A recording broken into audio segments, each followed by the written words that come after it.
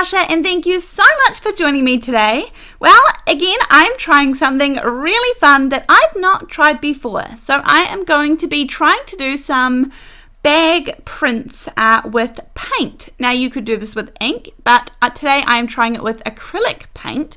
I have this bag here that I had some clothing delivered in it, and so I thought this was the perfect opportunity. Now honestly, I believe the finer the plastic, kind of the better this works out, and this is a little bit heavier duty, but we're going to give it a go. Now, to get that sort of little kissed look in the center there, I'm going to take, these are actually hair ties, but you could take a rubber band, a hair tie, whatever you have, and kind of create a little corner. Now, I know that some people put a marble in there or something like that. I mean, you can give that a go too. I didn't, and you'll see the results I got soon, I guess, but that's one way to do it. And so I've put a little rubber band in the corner. Then you turn it inside out, and you want to sort of blow up the bag. So I just sort of gathered it at the top, and then I, breathed into it, gave it a little puff, and so I've got a little bit of air trapped in there, and then I twisted it. I ended up sort of cutting off some of the excess, and then I'm going to put another hair tie, in my case, around the top.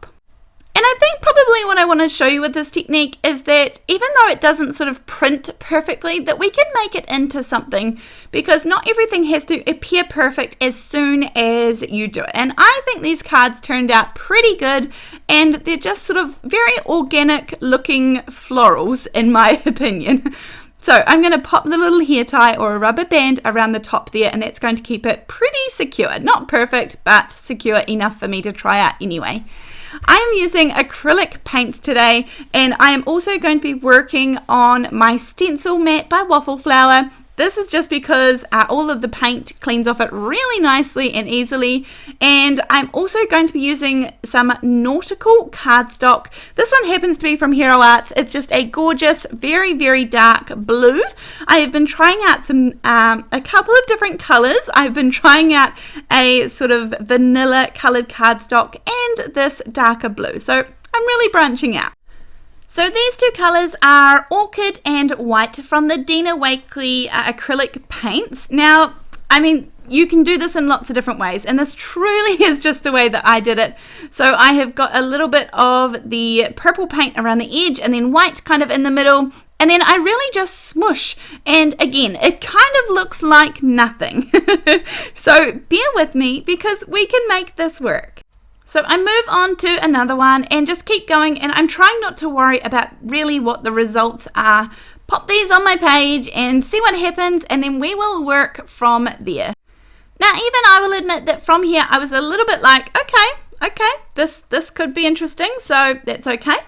And I just did these two to see how I would go, and that's okay. So I'm going to let these completely dry, but I want to put a little bit of greenery on there too. Now, one of these I'm going to end up kind of putting on stalks, I guess, like flowers. And then one of them I'm just going to add some sort of delicate greenery around the outside. So I picked out a couple of colors of the acrylic paint that I have. It doesn't matter what you use, any sort of acrylic paints are going to go. I just really love these Dina Wakley ones. I love how they have the little tips to them. It means I can do lots of fantastic techniques with them where you just want a tiny little dot. I have lots of those on my channel too, but I'm just really mixing a couple of the colors, drawing on some very, very, very basic stems, and then this is about as good as my flowers or my leaves sort of get. I am definitely no artist, but again, I think you should hold on to the end, and then I'm happy to hear your judgment. Let me know in the comment section down below what you think of this, because I must admit the whole way through I was a little bit skeptical, and I was like, okay, maybe I just don't have the talent for this type of technique, and that's okay, because we try things. I had seen it pop up a few times and thought, oh well, it looks fun, and I gave it a go, and I was pretty happy with it. So this one, as I said, these are just some very organic sort of leaves, some little wispy leaves that are going to come out the side just for a bit of greenery, essentially, whereas the other ones I've sort of turned more into standing flowers, you might say. Now these honestly did not take too long to dry because the paint was relatively thin on there, so I guess it depends on that. If you're impatient, then you can heat them up with a heat tool, which I absolutely did do for this, but I did wait until they were completely dry, and now I am going to cut. This one here is just on a card front, so I'm going to cut this down a little bit, whereas the other one is actually already on a card base. So I just trim this down. You know, if you watched my channel before, that there's really no rhyme or reason as to how big or small I make things. I had this sort of like champagne-y sort of glitter here, glitter cardstock. This is sort of all captured glitter, so definitely can't rub off. It doesn't feel particularly textured, which I quite like, and I knew that I was going to pop this on a little card base. I was deciding whether to have it straight or to the angle. Now, paper crafters unite. You know I'm going to save the inside of this, and again, nobody will know. I can't stop this habit. It just feels like such a waste to pop it all behind there. Then I'm going to pop on a little bit of double-sided tape so that I can adhere it to the frame that I have now created by cutting out the center. I can leave that little bit in the center because I won't need to pull off the adhesive release from that until I put it onto my card base. This just gives it a nice delicate little frame, but it also gives me the opportunity to do some matching up, and that's what I will also cut my sentiment out of. Now, 4 sentiments for these. One is actually going to be a thank you card, and one is going to be a sympathy card. So for the sentiments, I have this Gemini Crafter's Companion set called With Sympathy. It's got these 3 gorgeous fine dies. I have cut some of it out in some glitter cardstock, but I have also done the 2 plain white cardstocks just so I can really stack these up. Now I have got some Stick It double-sided adhesive on the back of these sentiments, so that means I can just sort of pull them up like a sticker and then pop them down on the one above, and then I will pull both of those off and put the glitter one here on top. And then again, this just sort of makes the sentiment really stand out. It's going to make it very dimensional and also very sturdy. Now, some of those gorgeous little flares off the side here are going to need to be chopped off, and that is because this is going to fit nicely. This sentiment would fit lengthways as well, depending on which orientation you have your card. But I don't need them for today, so I'm just going to pop them off on the sides before I adhere it down onto my card base. So I add a little bit more double-sided adhesive, and then I'm going to pop it down onto a 4 1/4 by 5.5 inch card base. And that is nearly done, but I felt like it just needed a few little bits here and there to finish this off. So I'm going to take some gold Nuvo drops, which I haven't used these in a little while, and I must remember to keep using the things that I have. So I'm doing some very delicate, dainty little drops here and there. I'm going to stop there before I keep going and work on my next card.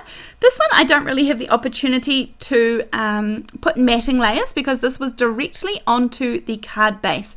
Now this gorgeous big scripty thank you here is from the thank you set from the scrapbook.com word dies, and again I'm going to layer these up with 2 layers of the white cardstock and then the gold glitter on top of this. Again, same thing, just makes it nice and dimensional, helps it stand up off the background because obviously the background is fairly striking, not particularly busy, but it is bold. Given that I did it on a darker base. And so I'm just going to pop this down the bottom, and at the moment the card looks a little bit sort of empty, so we are going to add some finer details. This one I'm actually going to add some little centers into the flowers.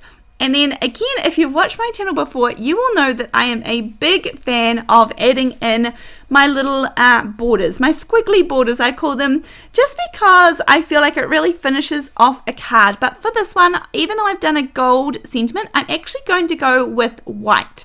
I think the white centers are going to stand out a little more.